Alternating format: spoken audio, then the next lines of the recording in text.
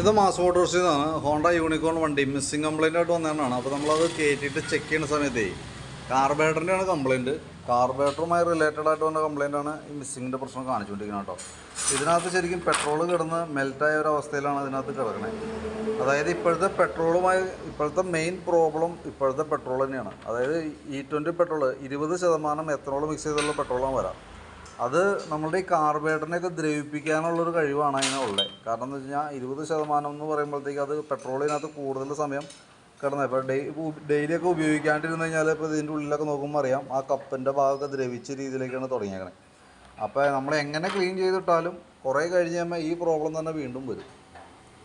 തൽക്കാലം നമ്മൾ ക്ലീൻ ചെയ്തിടാം.